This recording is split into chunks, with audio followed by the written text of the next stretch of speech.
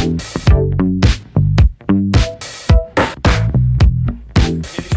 myself KK Agarwal sir.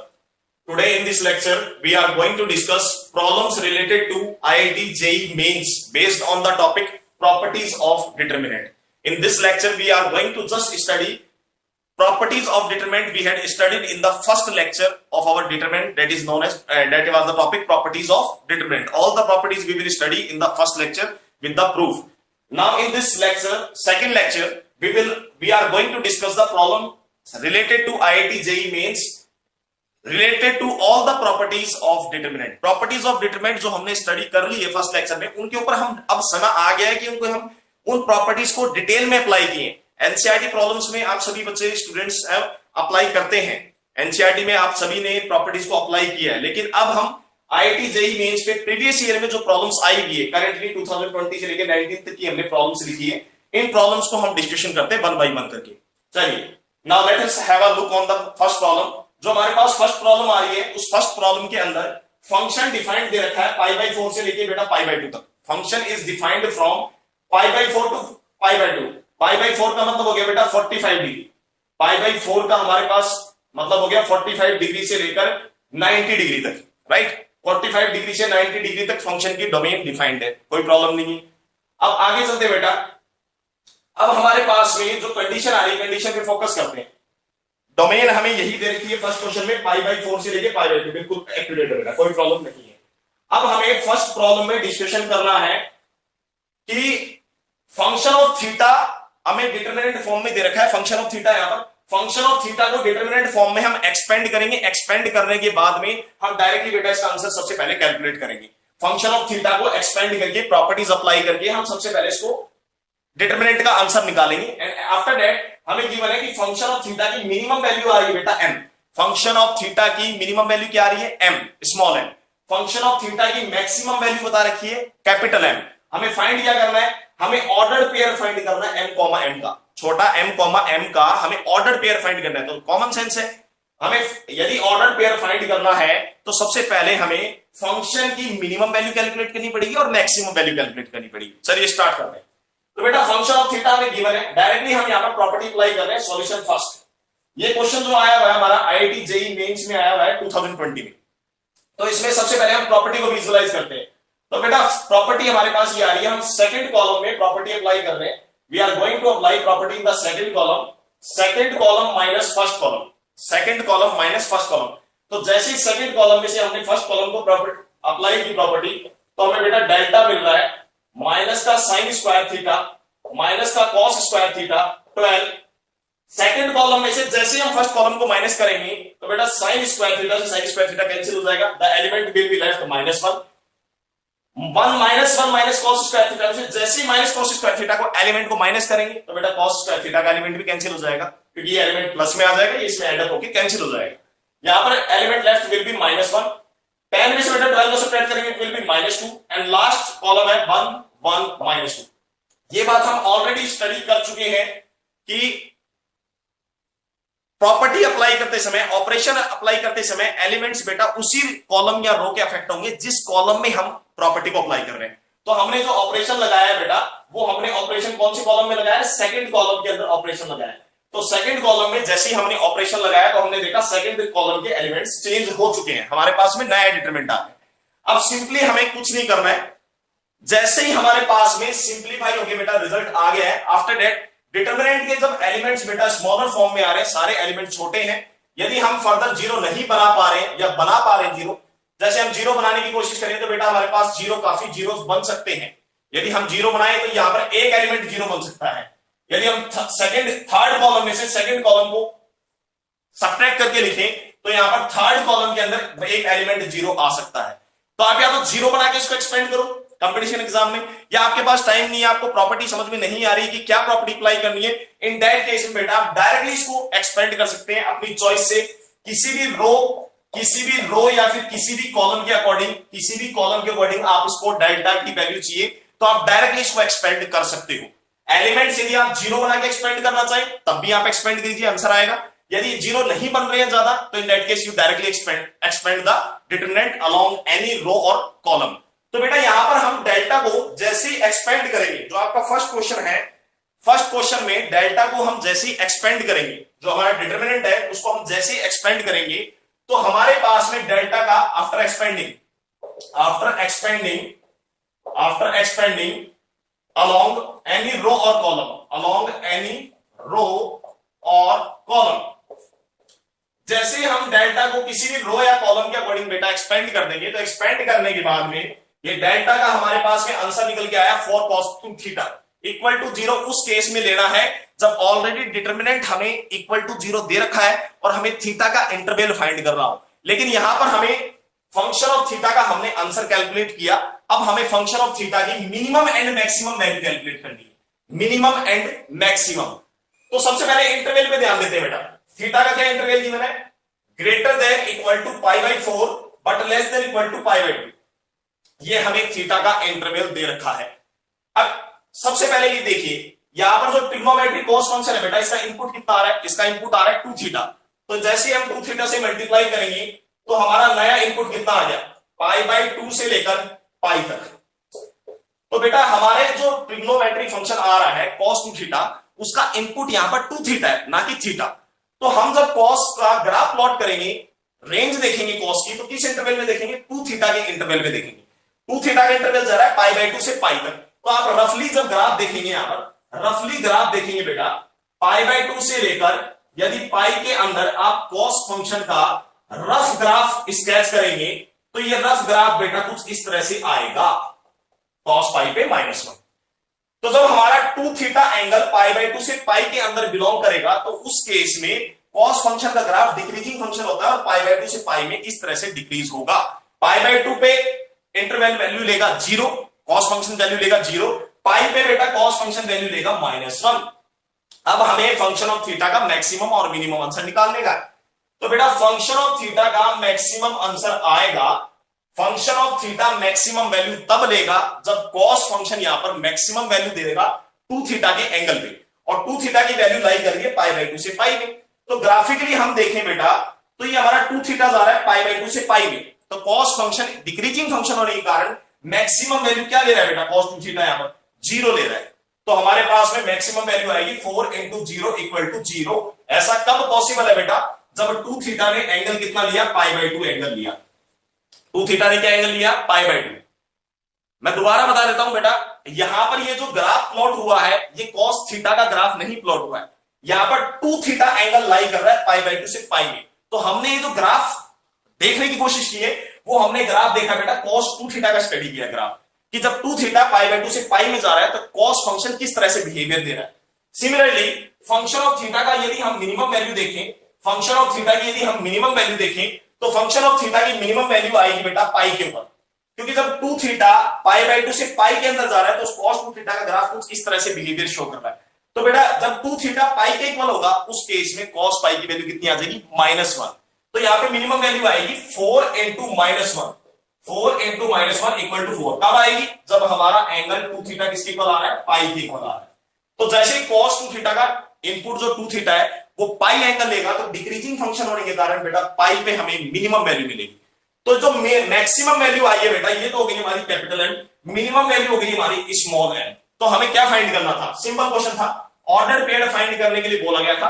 तो finally हमारा order pair जो आ रहा है ओपी जो हमारा ऑर्डर पेयर आ रहा है m, ये हमारे पास आंसर निकल के आ रहा है बेटा 0, मिनिमम वैल्यू पहले लिख रही है, तो बेटा हमारे पास में आंसर आ रहा है -4, 0। ये हमारा ओपी आ गया, ऑर्डर पेयर। क्लियर है फर्स्ट क्वेश्चन सभी को?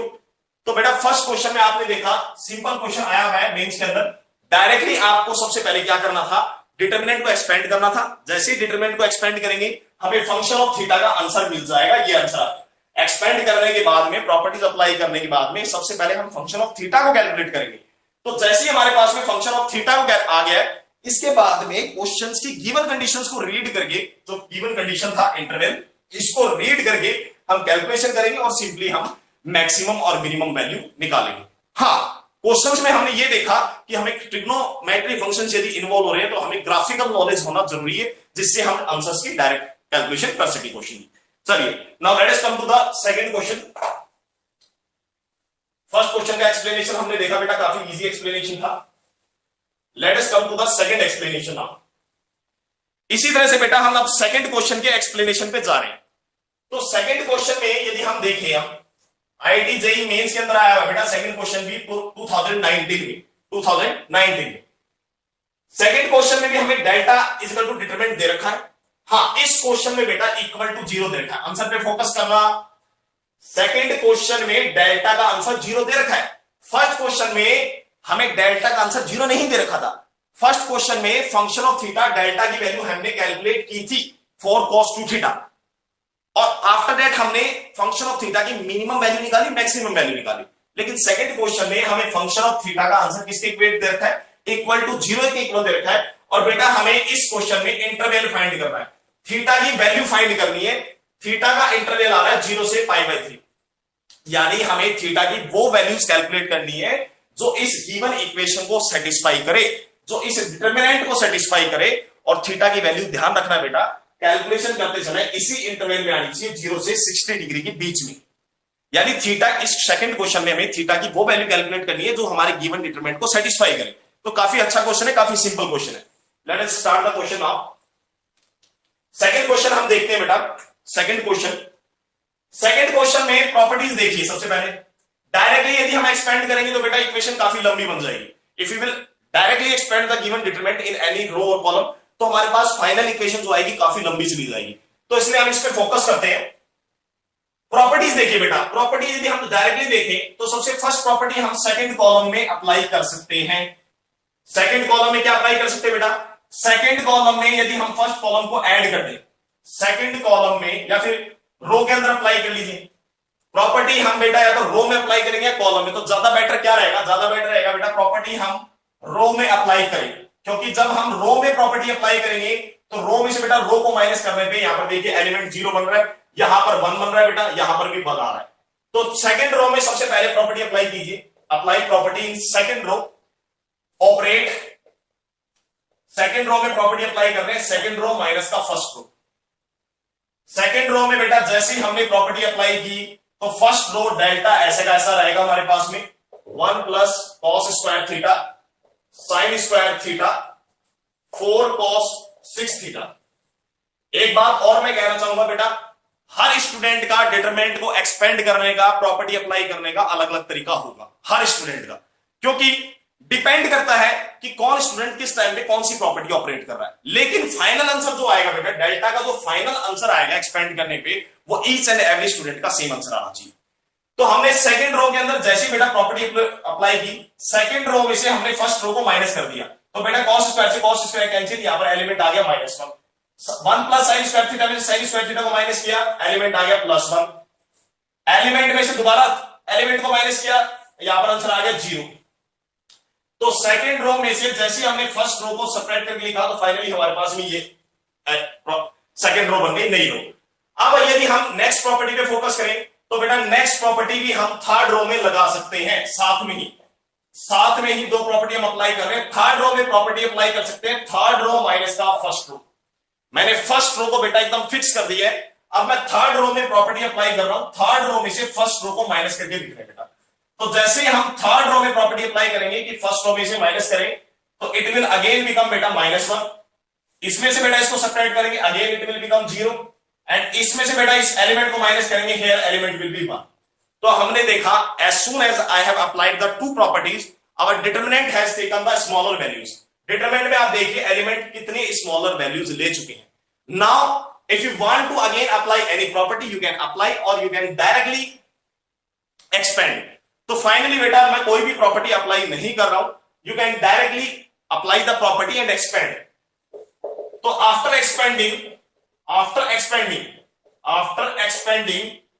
along any row or column, जैसे बेटा आप फाइनली अब इसको एक्सपेंड कर देंगे किसी भी रो या कॉलम के अकॉर्डिंग, तो फाइनली एक्सपेंड करने के बाद जो हमारे पास में डाटा आ रहा है वो डाटा आ रहा है delta is equal to 2 plus में 4 cos 6 theta equal to 0, 4 cos 6 theta equal to 0। तो एक्सपेंड करना आप सभी स्टूडेंट्स को आता है, you can easily expand the given row और column, I am not wasting the time here. तो easily you can expand the determinant along any row और कॉलम। तो एक्सपेंड करने के बाद बेटा हमारे पास में डेल्टा की वैल्यू निकल के आती है 2 प्लस में 4 cos थीटा इक्वल टू 0। यहां से बेटा डेल्टा की वैल्यू फर्दर निकाले तो आंसर आ रहा है cos 6 theta equal to cos 6 theta equal to आ रहा है बेटा हमारे पास में माइनस का 2/4। तो बेटा यहां से आंसर आ गया माइनस का 1/2। तो फाइनली आंसर आ रहा है बेटा cos 6 theta equal to minus का 1/2। अब cos ट्रिग्नोमेट्रिक फंक्शन बेटा -1/2 वैल्यू देता है इन द सेकंड क्वाड्रेंट 120 डिग्री पे। Here it can be written as cos 2π/3 cos 120 degree.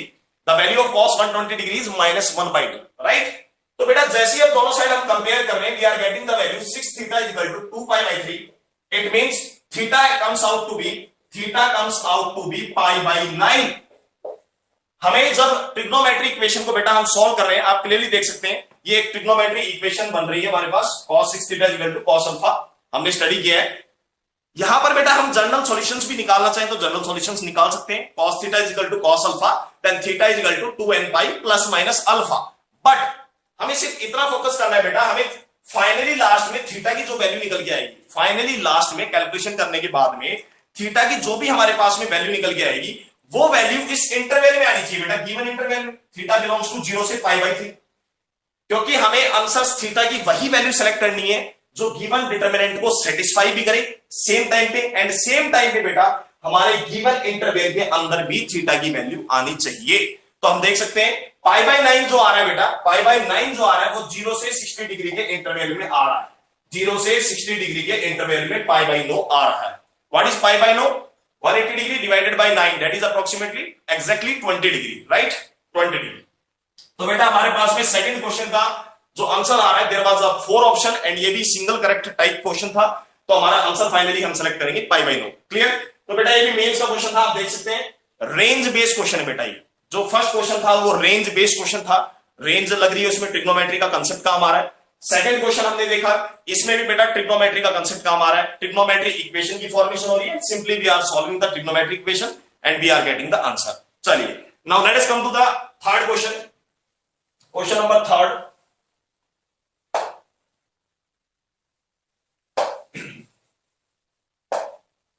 Questions बेटा डायरेक्टली आए हैं, only the thing you have to read is you have, आपको कंसेप्ट पे फोकस करना है। डिटरमिनेंट में प्रॉपर्टी अप्लाई करना आप सीख चुके होते हैं स्कूल लेवल पे, एंड प्रॉपर्टीज अप्लाई करने के बाद में एक्सपेंड करना आप सभी को आता है। सिंपली फंक्शन की फॉर्मेशन होने के बाद ही क्वेश्चन स्टार्ट होता है। जेईई मेंस एडवांस में बेटा जितने भी क्वेश्चन आए ऑलमोस्ट प्रॉपर्टी आप अप्लाई कर सकते हैं। प्रॉपर्टी अप्लाई करने के बाद जैसे ही आपको फंक्शन मिल जाएगा, फंक्शन की जैसे ही मिल जाएगा बेटा उसके बाद में ही क्वेश्चन स्टार्ट होता है आईआईटी का फर्दर कि उसमें क्या पूछा गया है। चलिए let us come to the problem number third now.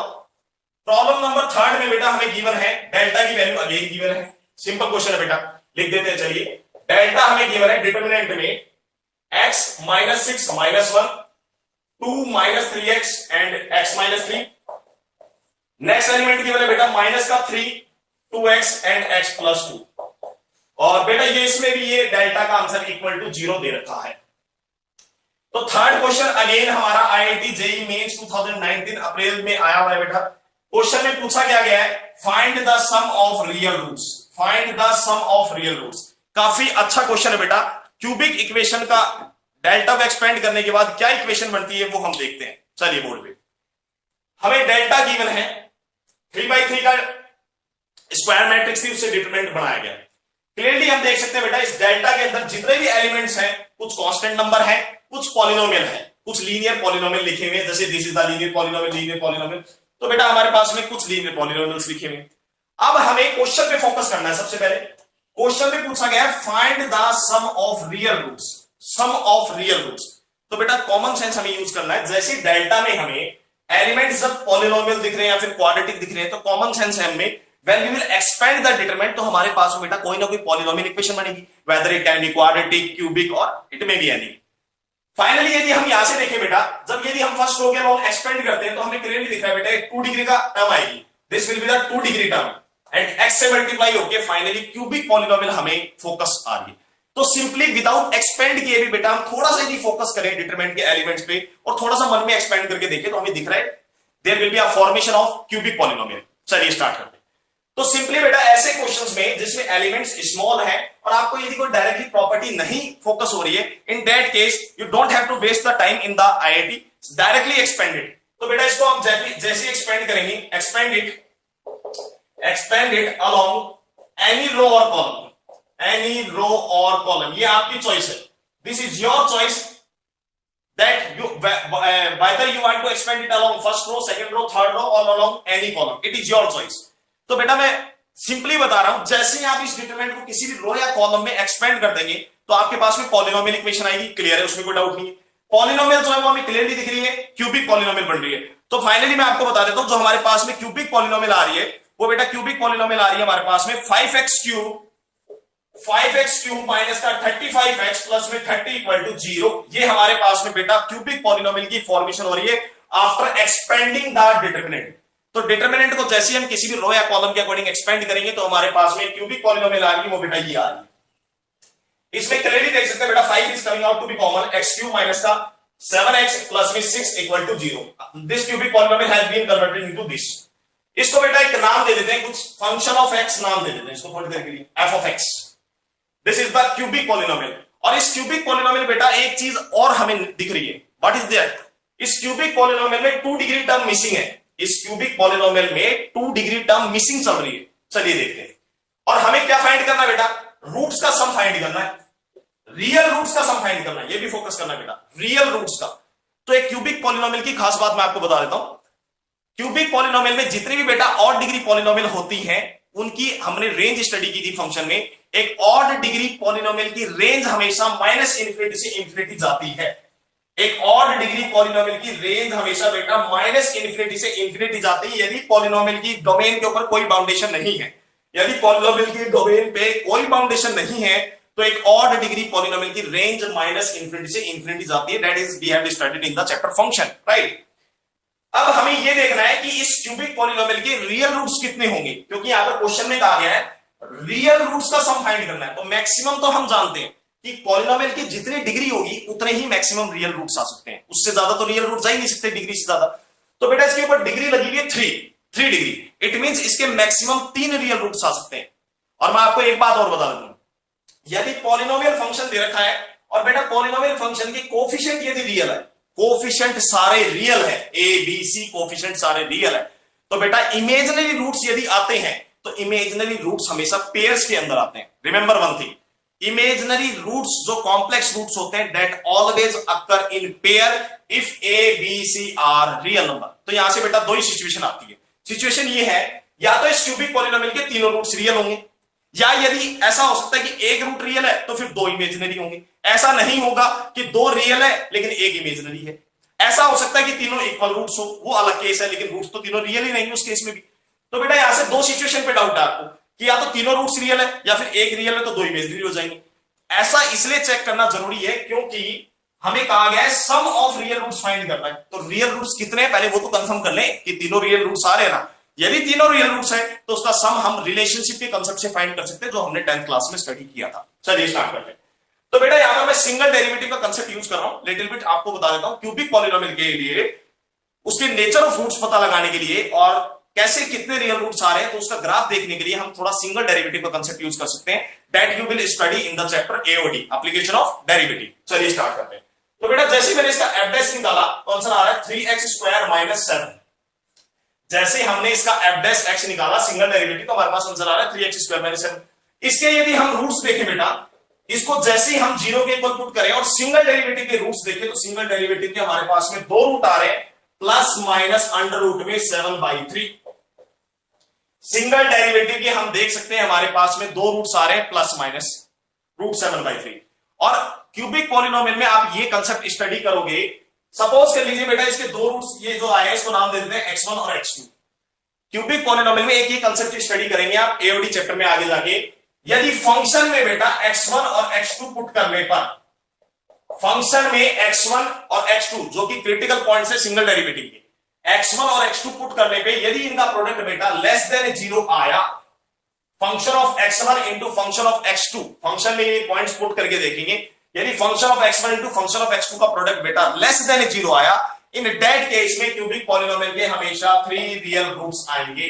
3 real roots, 3 real roots. ये कंसेप्ट हम स्टडी करेंगे एओडी में, लेकिन अभी बताना पड़ रहा है। चलिए आगे देखते हैं। यदि किसी स्टूडेंट को बेटा ये कंसेप्ट नहीं आ रहा है, किसी स्टूडेंट को ये कंसेप्ट नहीं आ रहा है, तो यहां पर आप देख सकते हैं पहला कंसेप्ट तो ये है चेक करने का कि क्रिटिकल पॉइंट जो निकल गए हैं x1 और x2, आप फंक्शन में इसको पुट करके दीजिए। देखिए तो इस क्वेश्चन में फंक्शन ऑफ x1 और x2 को पुट करने पे इनका प्रोडक्ट देखेंगे तो लेस देन 0 ही आएगा, 100% लेस देन 0 आएगा। तो एक तो इस कंसेप्ट से ये पता लगा कि रियल रूट्स कितने आ रहे हैं 3। एक बार यदि हम रफली पेपर में ग्राफ भी देखते हैं बेटा, जल्दी से एक रफ ग्राफ पे थोड़ा सा फोकस करते, ज्यादा नहीं, लिटिल बिट हम रफ ग्राफ की स्केचिंग करते ऐसे माइंड से, तो हम देख सकते हैं बेटा फंक्शन की जो इक्वेशन आ रही है बेटा, इसमें x की वैल्यू 0 पुट करने पे y की वैल्यू आ रही है 6, यानी ग्राफ यहां से पास होगा 6 से 0,6 से। आफ्टर दैट देखें x की वैल्यू यदि हम इसमें 1 पुट करें, x की वैल्यू यदि हम 1 पुट करें तो 1 पुट करने पे इसका रूट आ रहा है बेटा, फंक्शन का रूट आ रहा है x इक्वल टू 1। इसका मतलब एक रूट तो हमें पता लग गया x इक्वल टू 1, यानी ग्राफ यहां से 100% पास होगा। तो बेटा यहां से हम क्लियरली देखें तो ग्राफ कुछ इस तरह से आके ऊपर जाना ही पड़ेगा ग्राफ को। क्यों? क्योंकि पॉलिनोमियल क्यूबिक पॉलिनोमियल है, तो क्यूबिक पॉलिनोमियल की एक खास बात यह है कि x टेंड्स टू इंफिनिटी पे बेटा y को इंफिनिटी पे टेंड करना पड़ेगा, क्योंकि यहां पर x क्यूब का कोएफिशिएंट 1 है, पॉजिटिव है। तो x टेंड्स टू इंफिनिटी पे y को इंफिनिटी पे टेंड करना पड़ेगा, और x tends to minus infinity पे y को भी माइनस इंफिनिटी पे टेंड करना पड़ेगा as per the concept of limit. तो हम देखें यहां से ग्राफ हमने देखा 1 से पास हो रहा है, तो कॉमन सेंस है बेटा जब x टेंड्स टू इंफिनिटी पे जाएगा तो y को इंफिनिटी पे अप्रोच करना पड़ेगा, और यहां से ग्राफ को नीचे आना ही पड़ेगा, क्योंकि x tends to minus infinity पे y की वैल्यू को माइनस इंफिनिटी पे डाउनवर्ड में अप्रोच करना ही पड़ेगा। तो हम ग्राफिकली भी देख सकते हैं बेटा यहां पर 3 रियल रूट्स एग्जिस्ट कर रहे हैं। चलिए अब इस क्वेश्चन को थोड़ा सा फर्दर प्रोसीड करते हैं। ग्राफिकल कंसेप्ट का बेटा हमने अप्रोच देख लिया, अब हम देखते हैं आगे इस क्वेश्चन। तो हमें यहां से ये कंफर्म हो गया बेटा कि इस फंक्शन ऑफ x जो पॉलिनोमियल है इसके कितने रूट्स एग्जिस्ट कर रहे हैं, देयर एग्जिस्ट 3 रियल रूट्स। तो लिख देते हैं देयर एग्जिस्ट 3 रियल रूट्स। तो बेटा जब रियल रूट्स 3 आ रहे हैं, मान लेते हैं इसके 3 रियल रूट्स क्या क्या आ रहे हैं, अल्फा बीटा गामा आ रहे हैं। सपोज कर लेते हैं इस क्यूबिक पॉलिनोमियल के 3 रूट्स रियल आ रहे हैं, क्या क्या आ रहे हैं, alpha beta and gamma, alpha beta and gamma. Question में क्या पूछा गया है, find the sum of the real roots. तो बेटा सम ऑफ रियल रूट्स क्या आएगा, sum of real roots is equal to alpha plus beta plus gamma equal to, यहां पर बेटा हम क्यूबिक पॉलिनोमियल का कंसेप्ट अप्लाई करेंगे रिलेशनशिप का, relationship between the zeros and its coefficient. तो बेटा जीरोस जो सम of the roots real roots हमने पढ़ा था, वो हमने स्टडी किया था, negative coefficient of x, negative coefficient of x square, negative coefficient of x square upon में coefficient of x cube, coefficient of x cube, ये हमने स्टडी किया था माइनस का b अपॉन a। तो बेटा यहां से हम क्लियरली देखें पॉलिनोमियल में 2 डिग्री की टर्म मिसिंग है, जब पॉलिनोमियल में 2 डिग्री की टर्म मिसिंग है तो 100% यहां पर कोएफिशिएंट कितना आएगा, 0। तो बेटा हमारे पास में फाइनली आंसर कितना आया, 0। This was the important question related to polynomial. तो थर्ड क्वेश्चन में बेटा हमारा आंसर आएगा ए पार्ट, दैट इज 0। तो अच्छा क्वेश्चन था जेईई मेंस में, क्वेश्चन काफी अच्छा था, एक्सपेंड करना काफी आसान था बेटा, डेल्टा को एक्सपेंड करके डेल्टा की वैल्यू लेके आना पॉलिनोमियल इक्वेशन, ये काफी आसान कंसेप्ट था। लेकिन कंसेप्ट पे एकदम गौर करना डिटेल में कि पॉलिनोमियल के 3 रियल रूट्स आ रहे हैं, this will you can check either by the calculus graphical method और बाय द एओडी मेथड जो मैंने आपको बताया है। चलिए let us study the next question now. तो बेटा मेंस के अंदर डायरेक्ट क्वेश्चंस ही आ रहे हैं, बस आपका कंसेप्ट चेक हो रहा है कि आपने कंसेप्ट कितना डिटेल में स्टडी कर रखा है। क्वेश्चन सभी क्वेश्चन जो पूछे गए हैं, अभी हमने 3 क्वेश्चन डिस्कस किए हैं, तीनों क्वेश्चन बेटा कंसेप्ट्स पे बेस है। आप डायरेक्ट रेक्टिफिकेशन नहीं कर सकते कि प्रॉपर्टीज आपने लर्न रख रखी है डायरेक्ट आपने अप्लाई कर दी, कंसेप्ट्स आपका क्लियर होना चाहिए, only in that case you can attempt the questions in detail. चलिए फोर्थ क्वेश्चन पे फोकस करते हैं बेटा। फोर्थ क्वेश्चन काफी आसान क्वेश्चन आया हुआ है आईआईटी जेईई मेंस में। यदि मैं इस क्वेश्चन का बेटा एनालिसिस करूं क्वेश्चन नंबर 4 का, तो क्वेश्चन नंबर 4 में आप देख सकते हैं अगेन आईआईटी जेईई मेंस 2019 में आया है अप्रैल में। डेल्टा 1 एक डिटरमिनेंट दे रखा है, डेल्टा 2 एक डिटरमिनेंट दे रखा है। तो directly without wasting the time let us discuss delta 1 की इक्वेशन दे रखी है बेटा, x sin theta cos theta, these are the terms. Delta के अंदर डिटरमिनेंट के अंदर जो एलिमेंट्स दे रखे हैं वो एलिमेंट्स दे रखे हैं x sin theta cos theta, minus का sin थीटा, माइनस का x1, यहां पर एलिमेंट आ रहे हैं बेटा cos 2 थीटा 1 और x। चलिए और डेल्टा 2 की बात करें तो डेल्टा 2 हमें गिवन है x sine 2 theta cos 2 theta delta close. यहां पर एलिमेंट गिवन है माइनस का साइन 2 थीटा माइनस का साइन 2 थीटा माइनस का एक्स 1 कॉस 2 थीटा 1 और एक्स। बेटा ये कंडीशन हमें गिवन है। Delta 1 and delta 2 are the two different determinants given in the question. Easy question है काफी। आपको फाइंड क्या करना है, थीटा की वैल्यू गिवन है बेटा 0 से pi by 2 open interval. Theta की वैल्यू गिवन है 0 से pi by 2 open interval. It means theta lies in the first quadrant. तो cos positive sine positive. Okay आगे देखते हैं बेटा। यहां पर कुछ एलिमेंट में ध्यान देना बेटा, कुछ एलिमेंट साइन आ रहे और कुछ एलिमेंट आ रहे कॉस के अंदर। कुछ एलिमेंट आ रहे जैसे एलिमेंट आ रहा है 2 थीटा साइन 2 थीटा, तो उस केस में 2 थीटा डिफरेंट क्वाड्रेंट में चला जाएगा। 2 थीटा की बात करेंगे तो it will lie in the 0 से pi first quadrant and second quadrant. चलिए तो हमें क्वेश्चन में पूछा क्या गया बेटा, इस क्वेश्चन में आपके लिए कुछ क्वेश्चन में 4 ऑप्शंस गिवन थे आईआईटी में मेंस में।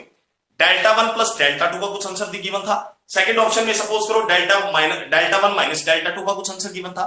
यानी हमें ऑप्शन चेक करने थे कि डेल्टा 1 प्लस डेल्टा 2 का क्या आंसर आ रहा है, डेल्टा 1 माइनस डेल्टा 2 का क्या आ रहा है। डायरेक्टली डेल्टा 1 और डेल्टा 2 की वैल्यू आने के बाद सिर्फ हमें ऑप्शंस पे फोकस करना था और कुछ भी नहीं था बेटा इस क्वेश्चन में।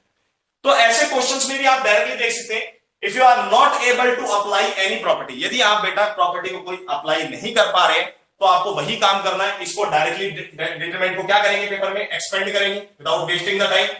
जितना टाइम हम सोचेंगे डायरेक्टली हम एक्सपेंड कर देंगे, क्योंकि एलिमेंट्स ज्यादा बड़े नहीं है, एलिमेंट्स आर स्मॉल। हम देख सकते हैं सारे एलिमेंट्स हमारे पास स्मॉल एलिमेंट्स है। सेकंड क्वेश्चन में भी डेल्टा 2 के अंदर भी हम इसको भी डायरेक्टली क्या करेंगे बेटा, एक्सपेंड करेंगे। प्रॉपर्टी यदि अप्लाई नहीं हो पा रही है, डायरेक्टली कुछ एलिमेंट्स 0 नहीं बन पा रहे हैं, इन दैट केस हम टाइम वेस्ट नहीं करेंगे, directly we will expand the delta 1 and delta 2। तो बेटा डेल्टा 1 को एक्सपेंड करना आपको आता है, जैसे ही हम डेल्टा 1 को एक्सपेंड करेंगे we will get the answer minus x cube and minus x cube. तो फाइनली हम डेल्टा 1 एंड डेल्टा 2 को जैसे ही एक्सपेंड करेंगे अलोंग एनी रो और कॉलम, वो आपकी चॉइस है। तो एक्सपेंड करने के बाद में ट्रिग्नोमेट्री फंक्शंस इसमें भी बेटा कैंसिल हो जाएंगे सारे, और इसमें भी एक्सपेंड करने के दौरान डेल्टा 1 और डेल्टा 2 दोनों के अंदर ट्रिग्नोमेट्री फंक्शन जो होंगे वो कैंसिल हो जाएंगे प्लस माइनस में आके। तो फाइनली बेटा हमारे पास में डेल्टा 1 का जो आंसर आएगा एक्सपेंड करने के बाद वो आंसर आएगा माइनस एक्स क्यूब, और डेल्टा 2 का भी आंसर आएगा हमारे पास में माइनस एक्स क्यूब। तो यदि हमें ऑप्शंस ऐसे क्वेश्चंस को बेटा हमें ऑप्शन के अकॉर्डिंग सॉल्व करना पड़ता है कि ऑप्शन में क्या रिलेशनशिप दे रखा है। तो रिलेशनशिप दे रखा था डेल्टा 1 प्लस डेल्टा 2 के बीच में, डेल्टा 1 माइनस डेल्टा 2 के बीच में। तो हमने प्लस का कंसेप्ट देखा, जैसे हमने बेटा डेल्टा 1 प्लस डेल्टा 2 को आंसर देखा तो माइनस एक्स क्यूब ऐड होने पे आंसर आया माइनस का 2x क्यूब। तो ये एक ऑप्शन में था डेल्टा 1 और डेल्टा 2 के एडिशन, डेल्टा 1 और डेल्टा 2 के एडिशन का जो कंसेप्ट था बेटा ये हमारे ऑप्शन में गिवन था, तो इसलिए हमने एडिशन चेक किया। यदि एडिशन का ऑप्शन मैच नहीं होता तो फिर हम सब्ट्रैक्शन चेक करते हैं, लेकिन हमारा ऑप्शन मैच हो गया, तो बेटा यही इस क्वेश्चन का फाइनल आंसर था। क्लियर है? चलिए तो बेटा ऐसे क्वेश्चंस जो मेंस में आए हुए डायरेक्ट क्वेश्चंस हैं, ये बोर्ड लेवल के क्वेश्चंस मैं कह सकता हूं, ये this is not the tough question, this is the questions related to the board only, CBSE board only. इतना टफ नहीं है कि इसमें आपको खुद थिंक करना पड़े, अकॉर्डिंग टू ऑप्शन वैल्यू निकालिए, ऑप्शन चेक कीजिए, दैट्स ऑल। चलिए let us discuss question number 5 now.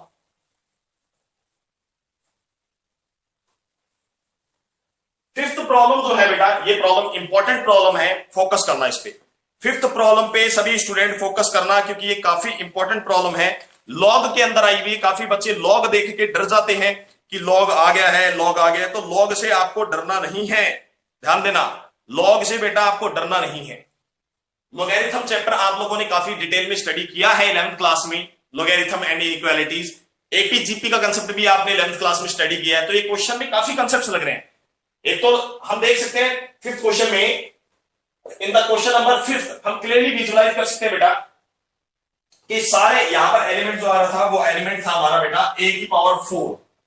ये एलिमेंट रद्द हो गया, मैं लिख देता हूं उसको a की पावर 4, क्लियर, लॉग। और यहां पर जो एलिमेंट आ रहे थे बेटा ये एलिमेंट था हमारे पास में element 6, a6 a7, a6 a7, this is the value of a6 and this is a7 and here it was the power r। Okay चलिए तो बेटा इस क्वेश्चन में मैं आपको बता देता हूं, जो हमें पूछा गया है वो बता देता हूं। डेल्टा डिटरमिनेंट दे रखा है, पूरे एलिमेंट्स आप देख रहे हो बेटा लॉग में है, लॉग के अंदर सारे एलिमेंट चल रहे हैं, डेल्टा के 9 के 9 एलिमेंट्स लॉगरिथम एलिमेंट्स में चल रहे हैं, लॉगरिथम फंक्शन से। क्वेश्चन में लॉग का जो आर्गुमेंट चल रहा है, हर एलिमेंट के अंदर लॉगरिथम के अंदर जो लॉग का आर्गुमेंट आ रहा है बेटा वो क्वेश्चन में बताया गया है A1 A2 A3 dot dot dot, ये एलिमेंट्स हमारे चल रहे हैं। टोटल एलिमेंट जो चल रहे हैं बेटा ये 9 आ रहा है और ये 10 आ रहा है। ये हमारे पास में 9 है, फाइनली लास्ट एलिमेंट आ रहा है 10। तो टोटल एलिमेंट जो चल रहे हैं इस तरह से हमारे पास में 10 एलिमेंट्स तक चल रहे हैं। ये सारे एलिमेंट्स बेटा हमें जीपी में बता रखे हैं। सबसे खास बात नोट करना बेटा, क्वेश्चन में गिवन है A1 A2 A3 A4 dot dot dot dot A10, ये सारे एलिमेंट्स हमें जीपी में दे रखे हैं। सबसे पहली कंडीशन क्वेश्चन की, सारे के सारे element A1 A2 A3 GP में दे रखे हैं। और क्वेश्चन में ये भी बताया गया है कि बेटा ये सारे एलिमेंट पॉजिटिव एलिमेंट है, सारे एलिमेंट पॉजिटिव एलिमेंट है। One thing. सेकेंडली क्वेश्चन में ये बता रखा है कि कैपिटल एस जो है बेटा वो ऑर्डर पेयर आ रहा है R, A एलिमेंट्स का, जहां पर R, K जो है वो नेचुरल नंबर है। सबसे पहले हम क्वेश्चन का एनालिसिस करते हैं कि क्वेश्चन में क्या गिवन है।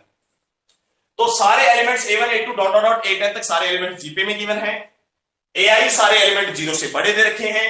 S जो है वो S R, K एलिमेंट्स का ऑर्डर्ड पेयर है। R, K एलिमेंट्स का क्या है बेटा? Ordered pair. यहां पर R, K जो है वो नेचुरल नंबर है। R, K जो है these are the natural number. Clear है? चलिए अब हमें फाइंड करना है, find the number of element in set S। इस सेट S के अंदर कितने नंबर ऑफ एलिमेंट आएंगे? तो कॉमन सेंस है बेटा, सेट S के अंदर उतने ही नंबर ऑफ एलिमेंट आएंगे जितने R, K के ऑर्डर्ड पेयर पॉसिबल हो पाएंगे। R, K जितने ऑर्डर्ड पेयर बन पाएंगे उतने ही सेट S के अंदर क्या आएंगे बेटा? नंबर ऑफ एलिमेंट्स आएंगे। तो ये तो था क्वेश्चन का एनालिसिस। अब चलते हैं डेल्टा की बारी। अब आते हैं बेटा डेल्टा के ऊपर। चलिए सॉरी, स्टेप को लिखने से पहले हम ये देख लेते हैं कि डेल्टा तो हमें डिटरमिनेंट दे रखा है, क्योंकि हम जानते हैं बेटा लॉग के अंदर सारे एलिमेंट्स, क्योंकि जो A1 A2 सारे एलिमेंट्स गिवन है, आर्गुमेंट जो है वो सभी जीपी में चल रहे हैं, क्वेश्चन में गिवन है। तो जब जीपी में चल रहे हैं तो जीपी की कंडीशन तो अप्लाई करनी है हमें। जब जीपी में चल रहे हैं तो जीपी की कंडीशन हमें डेफिनेटली अप्लाई करनी है। चलिए मान लेते हैं बेटा जो हमारा फर्स्ट एलिमेंट है, ये हम एज्यूम कर लेते हैं कि हमारे पास में जो फर्स्ट एलिमेंट आ रहा है, जो फर्स्ट एलिमेंट आ रहा है उसको हम छोटे a के पद मान लेते हैं, स्मॉल a के अकॉर्डिंग हम इसको एज्यूम कर लेते हैं कि हमारे पास में बेटा जो फर्स्ट एलिमेंट आ रहा है वो स्मॉल है, कोई प्रॉब्लम नहीं। सेकंड एलिमेंट यदि जीपी में है तो सेकंड एलिमेंट क्या आएगा? AR आएगा। मान लेते हैं बेटा जीपी का कॉमन रेशियो हम एज्यूम कर लेते हैं, जीपी का जो कॉमन रेशियो आ रहा है वो आ रहा है कैपिटल R। जीपी का कॉमन रेशियो आ रहा है कैपिटल R।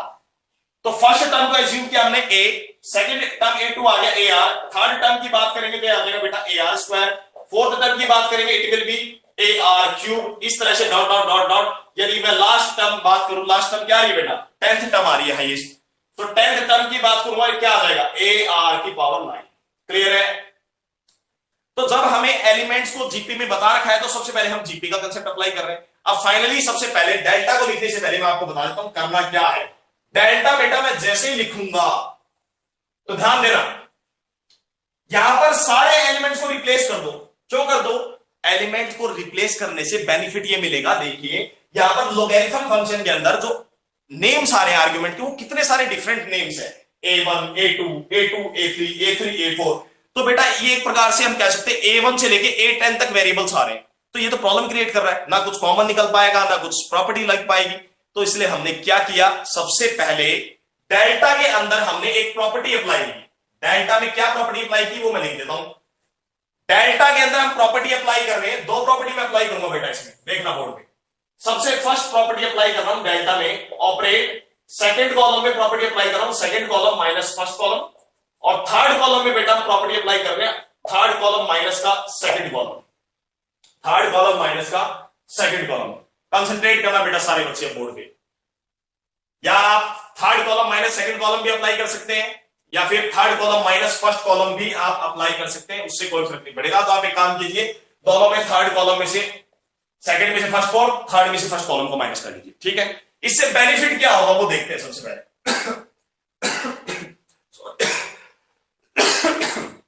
सॉरी। तो बेटा यहां पर सबसे पहले हमें ये ध्यान देना है कि जितने भी A1 A2 A3 A4 A5 A6 element चल रहे हैं इनको आप सबसे पहले रिप्लेस कर दो, या पहले रिप्लेस कर दो या फिर प्रॉपर्टी अप्लाई करके रिप्लेस कर दो। इन सारे एलिमेंट्स की मैंने वैल्यू आपको दे दी है, A1 A2 A3 A4 A5। इनसे बेनिफिट ये मिलेगा, हमारे पास में जो 10 नेम्स आ रहे हैं A1 A2 ये सारे हट जाएंगे। हटने के बाद में सेकेंड बेनिफिट ये मिलेगा कि हमारा बेटा जो डेल्टा आएगा, हमारा जो डेल्टा डिटर्मिनेंट आएगा जो हमारा डेल्टा डिटर्मिनेंट आएगा वो किसके अंदर आ जाएगा, वो सिर्फ और सिर्फ बेस वेरिएबल जो रहेगा बेटा ए और आर रहेगा। सभी एलिमेंट्स लोगरिथम के जो आर्ग्यूमेंट्स रहेंगे उसमें क्या लेफ्ट रहेगा, सिर्फ ए और आर बचेगा और उनकी करस्पॉन्डिंग पावर चलती रहेगी बेटा, आर के ये पावर चलती रहेगी। लेकिन कम से कम बेनिफिट ये मिलेगा जो हमारे पास में 10 वेरिएबल है A1 A2 A2 ये नेम्स है, उसको हटा के हम रिमूव करके उनकी जगह क्या लेके आ जाएंगे, पूरा डिटरमिनेंट सेम सेम लगने लगेगा, आपको दिखने लगेगा, उनमें हम रिप्लेस कर देंगे इनकी वैल्यू। तो चलिए पहले हम प्रॉपर्टी अप्लाई कर देते हैं। तो जैसे बेटा हम ये दो प्रॉपर्टी ऑपरेशन अप्लाई करेंगे तो डिटरमिनेंट क्या बनता है वो लिखते हैं, log e ये ऐसे कैसे रहेगा बेटा, A1 की पावर r A2 की पावर k। सेकेंड एलिमेंट आएगा हमारे पास यहां पर 21st एलिमेंट, log e ये ऐसे कैसे रहेगा, a की पावर 4 की r A5 की पावर k। सिंपल क्वेश्चन है, सिर्फ फोकस करना है आपको इस क्वेश्चन में। पेपर मेंस में आया हुआ है तो डेफिनेटली मेंस लेवल का ही क्वेश्चन होगा, ज्यादा एडवांस लेवल का नहीं होगा। सिर्फ प्रॉपर्टी पे फोकस करना है। एक बार आपको प्रॉपर्टी समझ में आ गई कि लॉग की क्या प्रॉपर्टी लगी है और इनइक्वालिटी की क्या प्रॉपर्टी लगी है और यहां पर ये जो एपीजीपी का कंसेप्ट क्या अप्लाई हुआ है, बस ये 2 से 3 कंसेप्ट है जो आपको समझने, उसके बाद में क्वेश्चन डायरेक्ट आंसर आएगा आपके पास। तो सबसे पहले हमने फर्स्ट कॉलम को ऐसे कैसा रखा, log e A7 की पावर r A8 की पावर k। फर्स्ट कॉलम हमारा एज इट इज फोटोकॉपी है। सेकंड कॉलम में मैंने बेटा प्रॉपर्टी अप्लाई की कि सेकंड कॉलम में से फर्स्ट कॉलम को माइनस कर दो, तो यहां पर क्या आ जाएगा log e। माइनस करने का मेन रीजन ये है कि बेटा एक तो log की प्रॉपर्टी लग जाएगी, दूसरी बात कॉन्जुगेटिव नंबर के आगे थर्ड नंबर के नीचे 2 नंबर आ जाएगा बेटा, A3 अपॉन A2 आ जाएगा। कैसे आ जाएगा ये देखिए, A2 अपॉन A1 आ जाएगा, A3 अपॉन A2 आ जाएगा। कैसे आ जाएगा, जैसे ही बेटा इस एलिमेंट में से इस एलिमेंट को माइनस करेंगे तो log m minus log n की प्रॉपर्टी लग जाएगी और आंसर आ जाएगा log m अपॉन n। तो यहां पर एलिमेंट जो आएगा वो आंसर आएगा log m अपॉन में log n, ये आंसर आएगा बेटा। A1 r और A2 की पावर k, ये हमारा एलिमेंट आएगा। क्यों आया, जब हमने सेकंड कॉलम में से फर्स्ट कॉलम को माइनस करोगे तो बेटा log की प्रॉपर्टी सेम टाइम पे अप्लाई कर दो, अलग अलग स्टेप लिखने के लिए टाइम वेस्ट मत करो। सिमिलरली आप इस एलिमेंट में से इसको माइनस करेंगे तो आपके पास ये एलिमेंट आएगा log e A5 की पावर r A6 की power k divided by A4 की पावर r और A5 की पावर k। सिमिलरली आप नीचे वाले एलिमेंट में से लास्ट एलिमेंट में से इस एलिमेंट में से इसको सेपरेट करेंगे तो आंसर आएगा AR की पावर 8 A8 की पावर r और A9 की पावर k डिवाइडेड बाय आएगा अपने पास में A7 की पावर r। एक बात का ध्यान रखना बेटा, इसमें एलिमेंट गलत मत लिख देना, A8 की पावर k। एंड सिमिलरली इस तरह से हमारे पास में थर्ड कॉलम आएगा। थर्ड कॉलम में भी हमने क्या किया बेटा, थर्ड कॉलम में से फर्स्ट कॉलम को माइनस किया, तो सेम टाइम पे log की प्रॉपर्टी अप्लाई कर दो। log e यहां पर आंसर आएगा बेटा A3 की पावर r A4 की power k divided by divide में बेटा सेम एलिमेंट यही चलेंगे, डिवाइड में सेम एलिमेंट चलेंगे क्योंकि हमने थर्ड कॉलम में से फर्स्ट कॉलम को माइनस किया है। तो आर्गुमेंट में जो डिवाइड में आएंगे वो फर्स्ट कॉलम के ही तो एलिमेंट आएंगे, तो ये एलिमेंट सेम आएंगे बेटा डिवाइड में। A1 की पावर r A2 की पावर k log e यहां पर एलिमेंट आएगा 6 और 7, A6 की पावर r A7 की पावर k डिवाइड में यही एलिमेंट आएगा A4 की पावर r A5 की पावर k। यहां पर एलिमेंट आएगा log e। लास्ट एलिमेंट देखिए क्या है 9 और 10, तो A9 की पावर r A10 की पावर k A10 की पावर k डिवाइड में सेम एलिमेंट आएगा A7 की पावर r A8 की पावर k। देखना बेटा बोर्ड पे फटाफट। तो बेटा डेल्टा आपके पास बन चुका है। हमने 2 ऑपरेशन लगाए, हमने लॉग का क्वेश्चन रीड किया, हमने क्वेश्चन का एनालिसिस किया, एनालिसिस करने के बाद में हमने 2 प्रॉपर्टी अप्लाई की। फाइनली क्वेश्चन लंबा है, लिखने में थोड़ा टाइम लगेगा। तो हमने जैसे बेटा सेकंड कॉलम में से फर्स्ट कॉलम को माइनस किया, थर्ड कॉलम में से फर्स्ट कॉलम को माइनस किया, तो हमने लॉग की ये प्रॉपर्टी यहां पर अप्लाई कर दी। कोई प्रॉब्लम नहीं है इसमें, इजी टास्क है।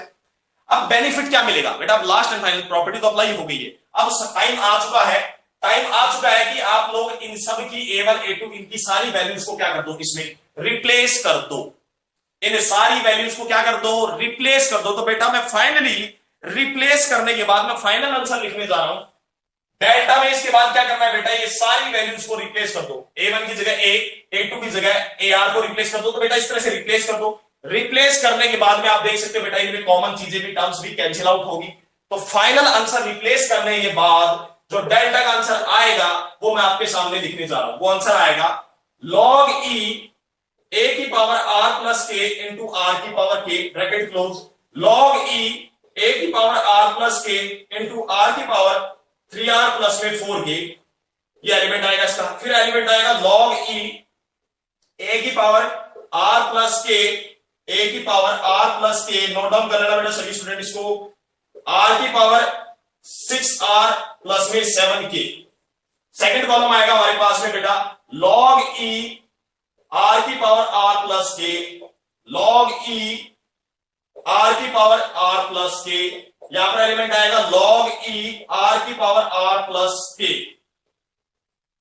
और यहां पर हमारे पास में फाइनली एलिमेंट आएगा, थर्ड कॉलम में एलिमेंट्स आएंगे 2 टाइम्स log e आर की पावर आर प्लस के, 2 टाइम्स log e आर की पावर आर प्लस के, 2 टाइम्स log e आर की पावर आर प्लस के।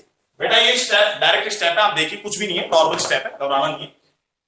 जैसे ही हमने डेल्टा की अंदर ऑपरेशन लगाया, सेकंड कॉलम में से फर्स्ट कॉलम को माइनस, थर्ड में से फर्स्ट कॉलम को माइनस, तो हमारे पास में डेल्टा की वैल्यू आई। डेल्टा की वैल्यू आने के बाद अब हमारे पास में टाइम आ चुका है कि हम जीपी की गिवन कंडीशंस को अप्लाई कर दें ताकि क्वेश्चन सिंपलेस्ट फॉर्म में आ जाए। एक तो ये a1 a2 जो a10 तक ये जो चल रहे थे हमारे पास वेरिएबल, ये सारे रिमूव हो सके और हमारे पास में सारे आर्ग्यूमेंट देखने में सेम लगे, लॉग के सारे आर्ग्यूमेंट्स देखने में सेम लगे ताकि कैलकुलेशन करना आसान हो। तो इसके लिए हमने क्या किया, सारे a1 a2 a10 की जो जीपी की कंडीशंस हैं इनकी वैल्यूज से हमने डेल्टा को क्या कर दिया, रिप्लेस कर दिया। तो डेल्टा में लॉग के एलिमेंट्स को जैसे रिप्लेस किया बेटा, तो आप देख सकते हैं बेटा सेकंड कॉलम और थर्ड कॉलम में देखो यहां पर a रिमूव हो गया, लॉग के आर्ग्यूमेंट में से a रिमूव हो गया। क्यों हो गया वो आपको यहां से देखो क्लियरली दिख रहा है, सभी बच्चों को क्लियरली दिख रहा है। देखिए a2 की जगह जब आप ar पुट करोगे तो a की पावर r आएगी, a1 की जगह जब आप a पुट करोगे a की पावर r आएगी, कैंसिल हो गया, a से a की पावर r, a की पावर r कैंसिल।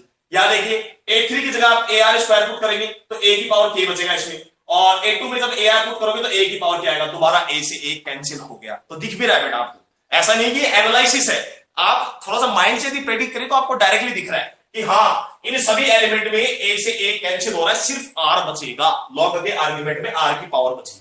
तो डायरेक्टली आप रिप्लेस करने के बाद इतना आप सॉल्व कर सकते हैं। तो रिप्लेस करने के बाद में डेल्टा का आंसर ये आएगा। अब यहां पर थोड़ा सा यदि हम फोकस करें, लिटिल बिट फोकस करें, तो सेकंड कॉलम और थर्ड कॉलम, सेकंड कॉलम और थर्ड कॉलम, यदि थर्ड कॉलम में से मैं 2 को कॉमन निकाल देता हूं, यदि थर्ड कॉलम में से हम यहां से 2 को बाहर कॉमन निकाल देते हैं बेटा, तो हमने क्या देखा, second column and third column are proportional to each other, are proportional to each other, are proportional to each other. और बेटा जब सेकंड कॉलम और थर्ड कॉलम बिल्कुल फोटोकॉपी सेम आ चुके हैं, तो यहां पर in this case we are going to apply the property of determinant which says in the determinant during the expanding or while solving the determinant, if any two rows or columns are proportional to each other, means same or in its ratio are equal, in that case the value of the delta will become 0. ये property हमने study की थी determinant में। If in the determinant any row or columns are बिल्कुल same, तो determinant में जो रोज और कॉलम आ रही बिल्कुल फोटोकॉपी सेम हो, बिल्कुल एकदम फोटोकॉपी सेम हो, कोई भी 2 रो सेम हो या फिर कोई भी 2 कॉलम्स बिल्कुल आइडेंटिकल हो, उन केसेस के अंदर डेल्टा की वैल्यू विल बिकम 0। अब बेटा यहां से हमने देखा डेल्टा तो 0 आ गया। अब क्या है, जब डेल्टा 0 आ गया इसका क्या मतलब है कि डेल्टा आर और के पे तो डिपेंड ही नहीं कर रहा, आर और के की वैल्यू पे तो डेल्टा डिपेंड ही नहीं कर रहा। For all value, for all R comma के बिलोंग्स टू नेचुरल नंबर। भाई जब सेकंड कॉलम और थर्ड कॉलम फोटोकॉपी आइडेंटिकल है तो आर और के कुछ भी नेचुरल नंबर पुट करो, उससे क्या फर्क पड़ता है, रहेगी तो सेकंड और थर्ड कॉलम आइडेंटिकली, तो डेल्टा की वैल्यू अफेक्टेड नहीं होगी। तो डेल्टा का आंसर क्या आ गया, 0 फॉर ऑल आर कॉमा के बिलोंग्स टू नेचुरल नंबर के लिए। अब इसका क्या मतलब हुआ, देखिए हमें पूछा क्या गया था, find the number of element in set S.